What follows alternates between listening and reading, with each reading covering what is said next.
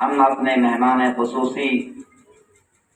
جناب حضرت مولانا مفتی عمران صاحب 17ویں صدی عیسوی کے اندر تاجروں اور بزنس مین کا آنا یورپی ممالک سے شروع ہوا اور دھیرے دھیرے اس ملک میں تجارتی منڈیاں بنائی، کمپنیاں بنائی، اور اس کمپنی نے اتنا عروج پایا کہ دھیرے دھیرے کمپنی نے اپنے اطراف کے علاقوں میں چوکیاں بنانی شروع کی اور چوکیاں بنا کر اپنے نمائندے اور اپنی فوج کو کر دیا، حتیٰ کہ ایسٹ انڈیا کمپنی کی شکل میں ایک مضبوط فوجی طاقت کے ساتھ بنگال سے کر اڑیسہ سے کر بہار تک سب سے پہلے اس کمپنی نے اپنا تسلط جمایا۔ جب اس کا احساس نواب سراج الدولہ کو ہوا تو جنگیں لڑی گئی اور 1757 میں نواب سراج الدولہ کے قریبی اور ان کا عظیم ترین سپہ سالار اور فوجی کمانڈر میر جعفر نے ان کے ساتھ غداری کی اور نواب سراج الدولہ کے ہتھیاروں میں جو توپ چلانے کے لیے جو کمانڈر اور فوجی تعینات تھے ان کا سودا میر جعفر نے انگریزوں سے کیا، اور انگریزوں نے ایک بڑی اور خطیر رقم دے کر میر جعفر کو خریدا اور یہ کہا کہ جس وقت نواب سراج الدولہ تمہیں یہ حکم دے کہ انگریزی فوجوں پر توپ چلاؤ تو کمانڈروں منع کر دینا اور بارود کو گیلا کرنا، اور یہ عذر بنا کہ بارود گیلا ہے سو توپ چلا نہیں جا سکتا۔ اس طرح سے نواب سراج الدولہ نے جب آرڈر دیا تو میر جعفر نے وہی کیا جو ان کو انگریزوں نے سبق دیا تھا۔ در حقیقت یہ جنگ شکست کے نظر ہو گئی اور نواب سراج الدولہ ہار گئے، اور اس سے پہلے کہ نواب سراج الدولہ کو پکڑا جاتا اور ان کی فوجی طاقت کو زیر و زبر کیا جاتا، میر جعفر نے اپنے قریبی سپہ سالاروں کو آرڈر دیا اور یہ کہا کہ نواب سراج الدولہ کی فوج میں جو ان کے قریبی سپہ سالار کمزور ہیں انہیں تحتے کرو۔ سو پہلے بہت سے قریبی جو نواب سراج الدولہ قریبی مانے جاتے تھے انہیں مارا گیا، انہیں شہید کیا گیا۔ اس کے بعد نواب سراج الدولہ نے بھیس بدل کر اڑیسہ کا رخ کیا اور اڑیسہ سے بہار پٹنہ کی طرف گیا، اور پٹنہ میں ایک خانقاہ میں ایک مولوی نے اپنی بیوی بیگم لی، اور اس پر کے بعد نے اپنے اور انگریزی فوجوں کو بھی لگایا اور تلاش جاری رہی۔ آخر کار اس خانقاہ پر چھاپا مارا اور نواب سراج الدولہ کو وہاں سے گرفتار کر لیا، اور گرفتاری کے بعد میر جعفر گھر مرشد آباد کے اندر ان کی کوٹھی تھی، اس کوٹھی میں نواب سراج الدولہ کو قید کر دیا گیا، اور فجر کی نماز کے وقت جب وہ سجدہ ریز تھے، جب وہ اپنے اللہ کو یاد کر رہے تھے، تب میر جعفر نے ان کو قتل کیا، اور اس کے بعد اس گھر قرار دیا، اور آج کا ملک اس کے گھر شدت کے موجود ہے۔ اس طرح علی میدان میں نواب سراج الدولہ کو اور ایسٹ انڈیا بنی اپنا تسلط بہار سے اڑیسہ، بنگال سے اڑیسہ تک اور وہاں سے بہار تک مکمل قبضہ جما لیا، اور پھر ہندوستان اپنا قبضہ جمایا، وہاں سے نکل کر اور نکل کر اور وہاں سے اور وہاں سے یو کے ساتھ یو پی کا لیتے ہوئے کشیر تک اور سے لے کر اور جا کے پر قبضہ آتا بڑا اخیر میں 1799 میں جب ٹیپو سلطان کے لیے محترم علی حیدر علی کو یہ علم ہوا کہ انگریز اب ہم پر چڑھانے والا ہے، تو حیدر علی نے 2 مرتبہ انگریزوں سے جنگ لڑی، دونوں مرتبہ جیت حاصل کی، لیکن تیسری مرتبہ جب مجاہد عادی ٹیپو سلطان کا آیا، اس جنگ میں ٹیپو سلطان کو شکست ہوئی اور وہ شہید ہوئے، اور در حقیقت اس شکست اور شہادت کی وجہ داری تھی، منافقت تھی، اور اس منافقت میں میر صادق نے جو ٹیپو سلطان کا قریبی کمانڈر تھا، ٹیپو سلطان کی فوج جس کیمپس میں تھی وہ میسور کے اندر، سرنگا پٹنم کے اندر، وہ محل آج بھی، وہ کیمپس آج بھی موجود ہے جو ایک نہر کے کنارے واقع ہے۔ اس زمانے میں جب انگریزی فوج نے چڑھائی کی، اسی دوران ٹیپو سلطان الرٹ ہوئے، اپنی فوج کو اس کیمپس کے، اس قلعے کے تمام دروازوں پر توپ خانوں کے ساتھ اور اس فوج کے جتنی فوج تھی اور سب کو کر دیا گیا۔ اس طرح سے داری لگی قلعے، لیکن ادھر پہرےداری چل رہی اور ادھر میر صادق انگریزوں سے ٹیپو سلطان اس کی کے سوداگر ٹیپو سلطان کے وزیروں اور ان کمانڈروں لالچ دیا گیا، ٹیپو سلطان کو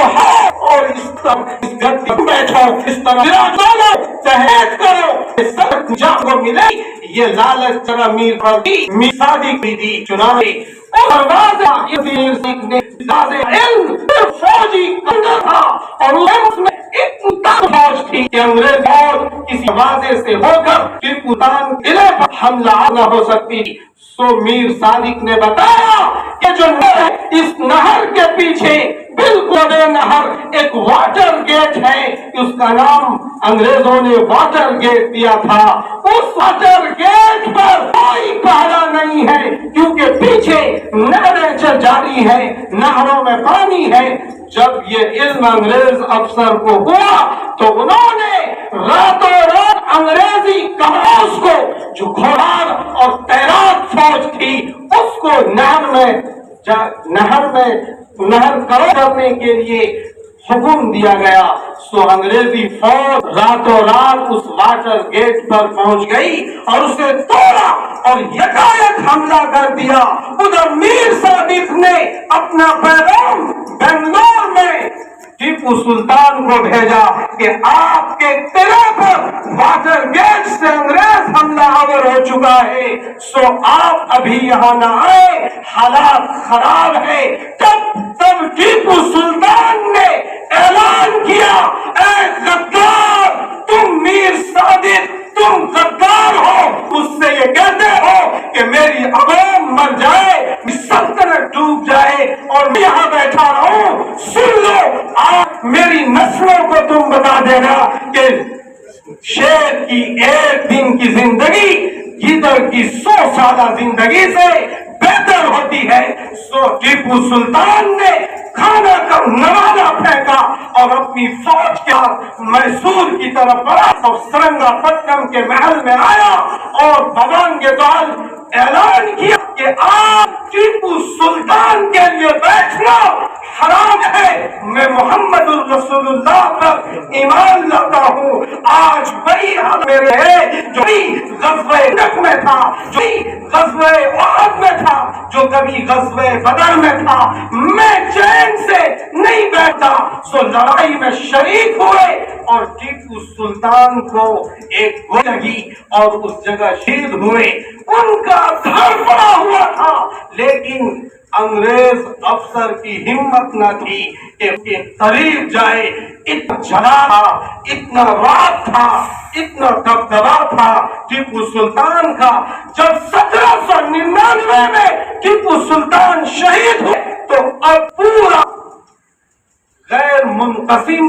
ہندوستان جب کوئی تقسیم نہ تھی، جب کوئی بنگلہ دیش نہ تھا، جب کوئی پاکستان نہ تھا، اس غیر منقسم ہندوستان کے تمام علاقوں کا حکمران انگریز بن چکا۔ تب 1803 میں اسی دلی کی جامع مسجد پر اعلان کا آج ملک شاہ یعنی بہادر شاہ کا اور حکمرانی انگریزوں کی ہوگی۔ جب یہ اعلان دلی کی زمین کے دن میں دلی گیٹ ایک مولوی شاہ عبد العزیز جو شاہ ولی اللہ محدث دہلوی کے بیٹے تھے ان تک اعلان پہنچا تو اعلان کرایا وہ خانقاہ سے اپنے مدرسے اب مسجد کے اوپر اٹھے اور اعلان کرا کہ اے ہندوستان کے مسلمانوں اور بران وطن، آج سے انگریزوں کی غلامی حرام ہے، ایک ہی مسلمان انگریزوں کے خلاف جہاد اور کرنا فرض ہے۔ سو اس اعلان کا انگریز نے وارنٹ جاری کیا، شاہ عبد العزیز کو گرفتار کیا گیا اور چھپکلیاں پر پکڑ کر اس کا اون بنا کر شاہ عبد العزیز کے جسم پر دیا گیا، جسم کو برس کی بیماری ہوئی اور وہ شہید ہوئے، لیکن اپنی شہادت سے پہلے اپنے دو شاگردوں کو یاد کیا تھا،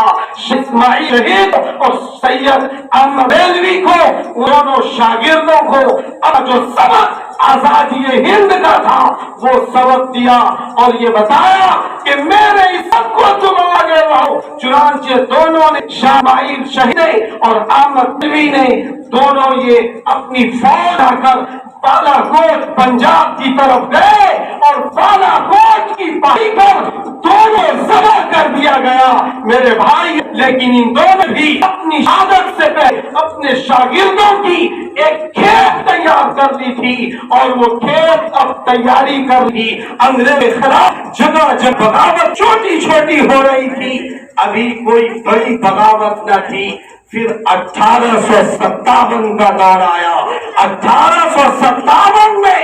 میرٹھ کی چھاؤنی سے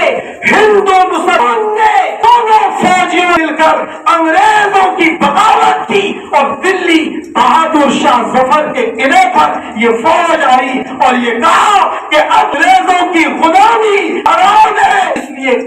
آپ اپنے ذمے لیں، ہم سب لڑیں گے۔ لیکن 1857 کی اس بغاوت کو انگریزوں نے بہت دانشمندی سے کچل دیا اور اس کچلنے کے بعد جو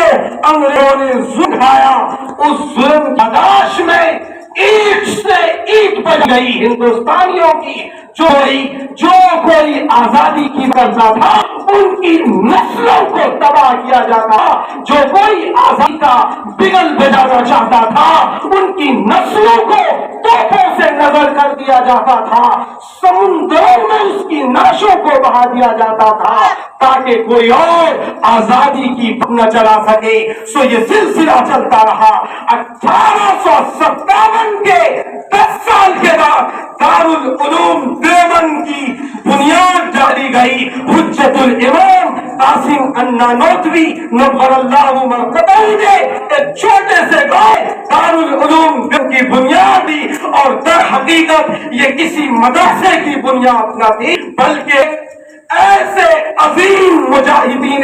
آزادی کی کھیپ تیار کرنی تھی جو صرف اور صرف انگریزوں کی دشمنی بھر کر وہاں نکلے اور انگریزوں سے لڑائی لڑے۔ اس مہم پر کام شروع کیا۔ پھر اس کے بعد اسی مدرسے شرہند محمود الحسن بند تیار ہوئے، مولانا گنگوئی تیار ہوئے، مولانا حضرت نوحانی تیار ہوئے، مفتی کفایت اللہ تیار ہوئے، ایک عظیم کھیت تیار کرائی گئی۔ اس کے بعد شاملی کے میدان کا قصہ تو آپ لوگوں کو پتا ہوگا، وہ شاملی کا میدان کہ آج بھی اگر امریکن پارلیمنٹ میں 1857 سے 1947 پر گفتگو ہوتی ہے تو یہ پوچھتے کہ کون شاملی کے میدان میں نہت مولوی جو انگریزوں کے توپوں کے سامنے لڑنا چاہتے تھے، جو انگریز کی ایسٹ انڈیا کمپنی کی طاقتور پاورفل طاقت سے سے ٹکرانے کے لیے تیار تھی. آج بھی جب شاملی کے میدان کے مجاہدین کا چرچا ہوتا ہے ان کے پیر کے نیچے سے زمین کھل جاتی ہے کہ آخر ان کے سینے میں کیسی آگ تھی جو غیظوں کے توپوں کے سامنے مسکرا کر مرنا چاہتے تھے. آخر ان کے دل میں کس چیز کا ولولہ تھا. یہ نظام چلتا رہا, آزادی وطن کے لیے لڑائیاں چلتی رہی. دھیرے دھیرے یہ آزادی کی لڑائی میں بڑھی اور پھر شیخ الہند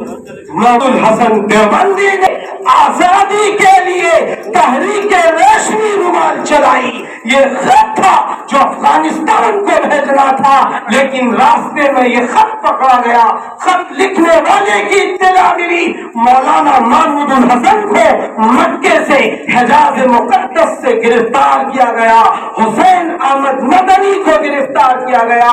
کالا پانی کی سزائیں دی گئی, مال کے جیل میں ان کو بھیجا گیا. جب وہاں سے اٹھ کر آئے اور دیوبند میں جب آئے تو بیمار تھے, آخری وقت تھا. اپنے شاگردوں سے کہا میں چارپائی پر لیٹتا ہوں, اے میرے شاگردوں میری چارپائی تم کندھوں پر اٹھاؤ اور ہندوستان کی گلی گلی کوچا کوچا بوٹا بوٹا یہ چوک پہنچو. میں یہ اعلان کروں گا کہ انگریزوں کی غلامی حرام ہے. لاہور کے اندر جب مولانا حسین احمد مدنی کو اتار کے کوٹ میں بھیجا تو کوڑے مولانا حسین احمد مدنی بیگ میں اپنا کفن تیار کر کے وہاں گئے تھے. انگریز سے آنکھ ہاتھ ملا کر ان سے گفتگو کی اور گفتگو کے بعد انگریزوں نے سمجھا کہ یہ لوگ انگریز دنیا میں کس حد تک آگے بڑھے ہوئے ہیں. جب یہ جنگیں ہو لگی تو اس کے بعد انگریز نے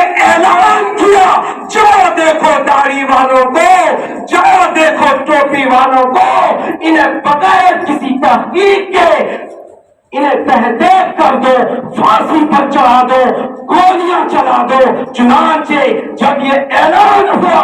مدرسوں پر چھاپے پڑنے لگے. اسی دلی کی سرزمین پر 1000 مدرسے پائے جاتے تھے. تمام مدرسوں پر بندش لگا دی گئی, مولویوں کو چن چن کر مارا جانے لگا. دلی کی جامع مسجد سے لے کر دلی کی سرزمین سے لے کر پشاور کے میدان تک ایک بھی درخت نہ تھا جس پر علماء کی گردنیں نہ لٹکی ہوئی ہو. اس تاریخ کے ساتھ اس ملک کو مسلمانوں نے اور برادران وطن نے مل کر آزاد کرایا. جب گاندھی جی کا دور آیا تو گاندھی جی کو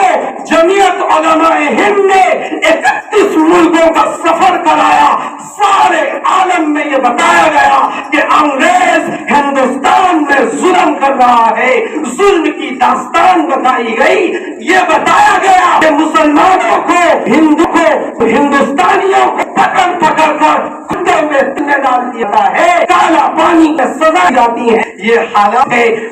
ہندوستانیوں کے ظلم اور تشدد کا کہا توڑا گیا. دھیرے گاندھی جی نے اپنی تحریک آئی اور تحریک کے اندر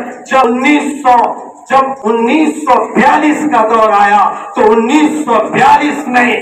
گاندھی جی نے ہندوستان چھوڑو تحریک چلائی. یہ ایسی تحریک تھی جس میں ہندو, مسلم, سکھ, عیسائی سبھی شریک تھے اور یہ اعلان کرایا گیا کہ اب ہم کسی قیمت پر ہندوستان میں انگریزوں نہیں رہنے دیں گے. لیکن جب 1885 میں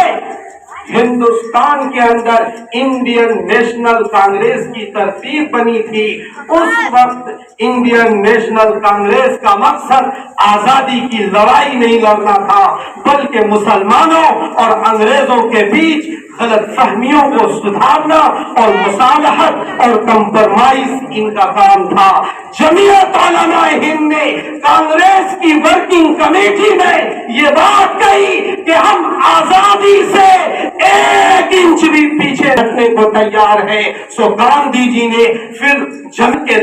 کانگریس کے تاویز ترمیم کرائی اور پھر کانگریس نے, انڈین نیشنل کانگریس نے مل کر جمعیت علماء ہند کے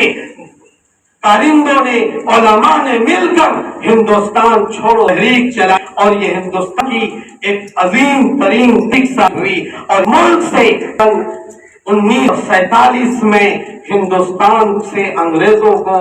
جانا پڑا اور اپنی ناپاک سازش کے ساتھ وہ یہاں سے چلے گئے اور اس طرح سے یہ ملک 15 اگست 1947 کو آزاد ہوا۔ آج یہ ترنگا اس بات کی گواہی دیتا ہے کہ یاد کرو اپنے بزرگوں کو، یاد کرو اپنے پیرو فرما رواؤں کو، یاد کرو ان سوتنتر سینانی کو، یاد کرو ان مجاہدین آزادی کو جنہیں اپنی بیوی کو بیوہ کیا، جنہوں نے اپنے بچوں کو یتیم کیا، جو جنگ میں دنیا سے چلے گئے اور ملک کے لیے شہید ہوئے۔ آج اس ملک کا سیکولر قانون ہمیں آواز دیتا ہے کہ دیکھو وہ دیکھو گاندھی جی کی تحریک افریقہ سے لے کر ہندوستان تک کس طرح ایک سنت دوڑتا پھر رہا ہے۔ جب فساد چل رہا تھا میسور سے لے کر بہار تک، جب فساد چل رہا تھا اڑیسہ سے لے کر بنگال تک، ادھر پر کشائی ہو رہی اور ادھر گاندھی جی آندولن سے ہٹ کر وہ فساد کو روکنے کی ترتیب میں لگے ہوئے تھے۔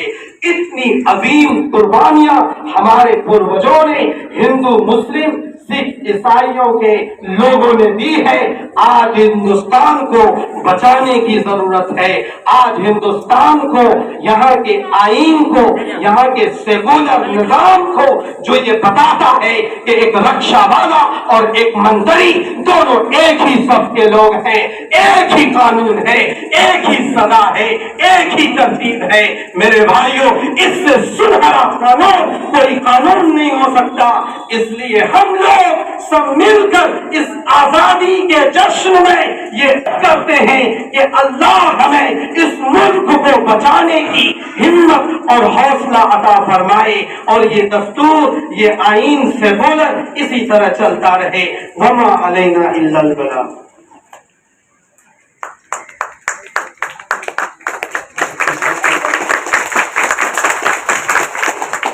ماشاءاللہ،